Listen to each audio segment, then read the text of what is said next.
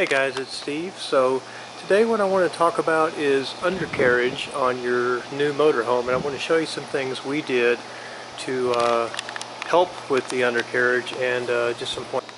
So what I wanted to show you, what we use is Flex Seal. We use this under the motorhome.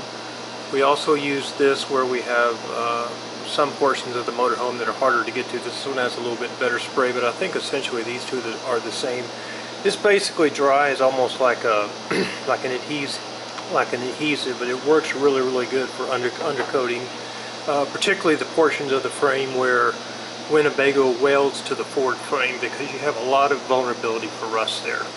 Last thing I'll show you is this little thing called super lubricant, and what we did with this was we just squirt this into the keyhole things right here, and that lubricates it. And what we also did, let's see if this one's unlocked, we also sprayed it down in here just to help with the movement of it. So that helps us with the key locks and stuff, because these key locks, they get a lot of corrosion in them. So we're going to go underneath and I'll show you some of the areas you really want to look at closely on your new motorhome. Okay, so this is under the motorhome. What you're looking at here essentially is you've got this whole Winnebago box that sits on this E450 chassis right here.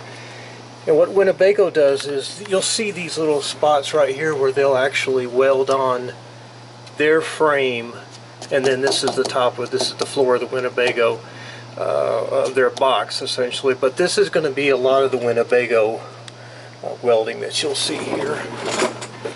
See how they do all this? This is Winnebago's work right here. But what you want to pay attention to is when you take this off the lot, you're going to have rust right here regardless, because they don't seal this at the factory. So you're going to have some rust here. You'll probably have some here. But what we did is we sanded it down and we just covered it with that Flex Seal, and it provides a nice little coating, makes it look really good. We also did some of these sections here that we did, but that's what you're looking for.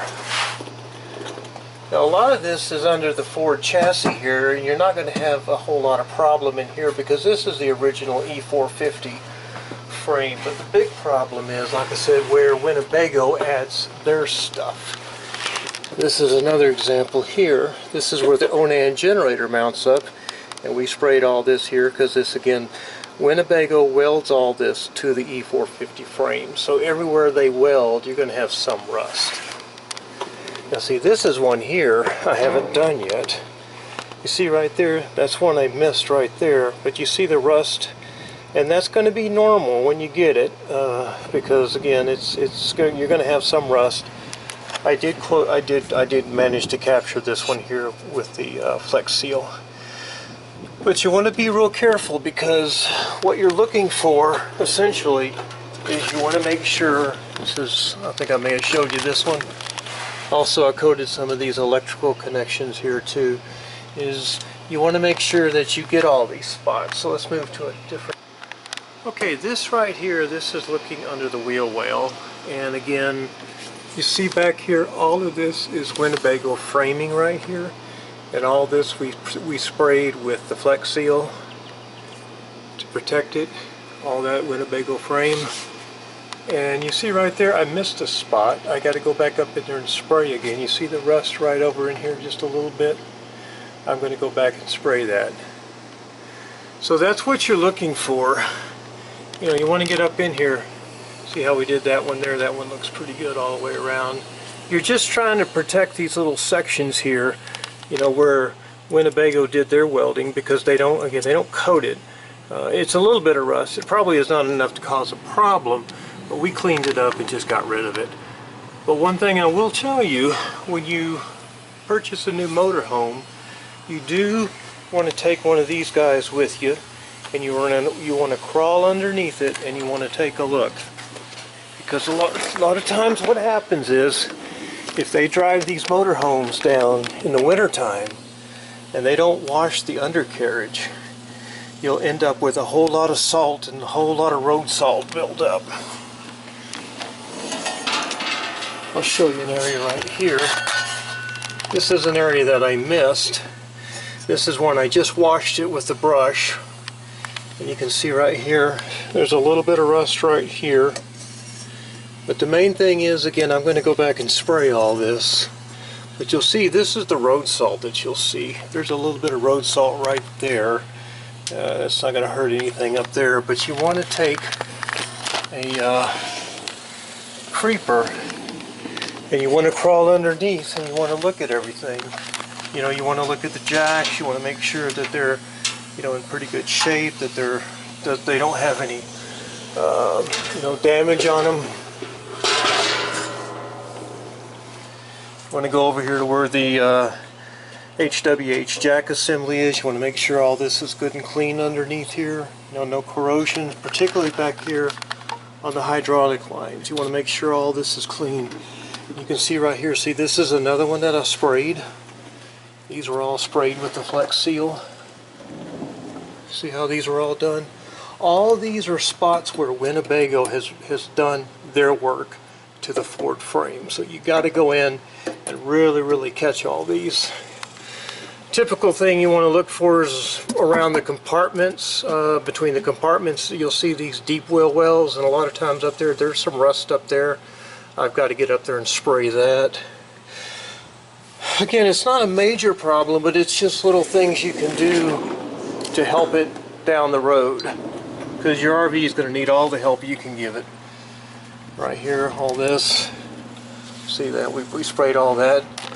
The other thing you want to kind of look for is, you know, is this all these good shape? Make sure all the welds look good here.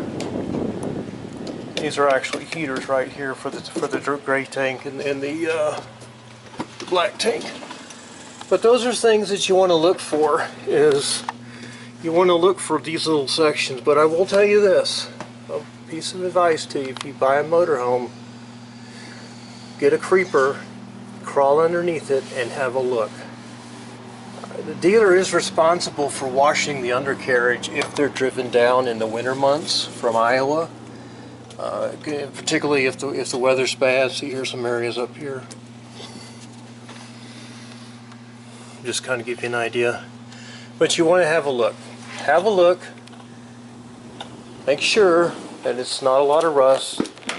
If there is a lot of rust, particularly on the forward portion of the frame, that's going to be a problem, and you really need to be careful. And I'll show you one other thing up here. We actually went through with the washcloth, wash brush, and basically washed our entire underside and did an inspection on it, and that's when we started cleaning. And this all looks pretty good here. All this, you know, you want to look for things like this. You know, there shouldn't be any corrosion on any of this. This is all the Ford chassis here. This is all high quality, you know, rust resistant. You know, you want to make sure all that looks good and so forth. And the other thing I will tell you is make sure that your vehicle has a factory catalytic converter. This vehicle here didn't have a catalytic converter when we took it off the lot. It had an aftermarket. So you want to crawl up there underneath and make sure it hasn't had the catalytic converter stolen. If it has, make sure the dealer puts on a Ford OEM. That's an aftermarket right there. So, you know, if you see something like this going on, you need to ask some questions. So anyway, stand by. And again, this just shows the undercarriage here. See how that's all nice and clean, not a lot of rust going on.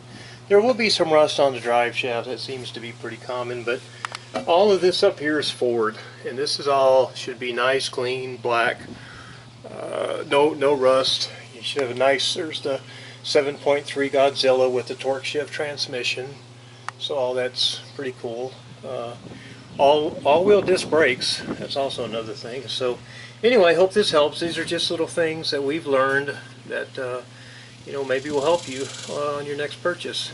And remember, when you buy an RV, you own it. It's like a marriage, and you're going to have to get to know your new partner very, very well. Alright, thanks for watching. Enjoy it.